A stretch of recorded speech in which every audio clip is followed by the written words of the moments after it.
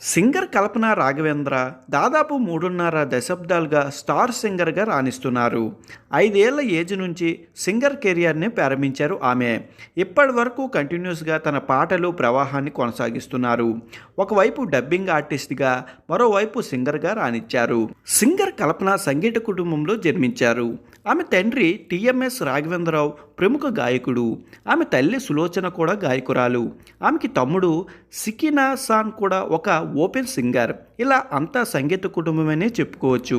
Master offer computer అప్లికేషన్లో degree చేశారు కల్పన. మధురై శ్రీనివాస్ వద్ద సంగీతంలో శిక్షణ తీసుకున్నారు. 5 ఏళ్ల వయసులోనే అప్పట్లో సాలూరు వాసురావుచే కూర్చిన కుటుంబం సినిమా పాట కోసం గాత్రాన్ని ఇచ్చారు. అప్పటి నుంచి గాయనిగా రాణిస్తూనే ఉన్నారు. ఎన్నో వేల సాంగ్స్ కూడా పాడారు. సింగర్గానే కాదు, నటిగా కూడా రాణించారు కల్పన. బాలనటిగా 30కి పైగా చిత్రాల్లో నటించారు. 3 ఏళ్ల సమయంలోనే ఈనాడు అనే మలయాళం చిత్రంలో నటించారు. బాలయ్య నటించిన సీతారాం కళ్యాణంలో మెరిశారు. ఇక సింగర్గాను ఆమె 3,000కు పైగా పాటలలో పాడారు, అలరించారు.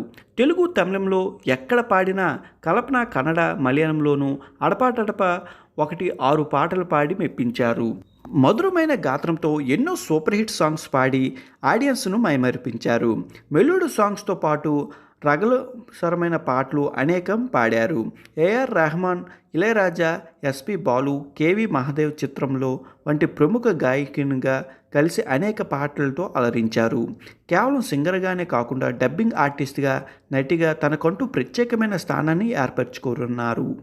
జీవితంలో ఉన్నట్టుగా ఎదిగినప్పటికీ ఈ స్థాయికి రావడానికి ఎన్నో అడ్డంకులు ఎదుర్కొన్నారు.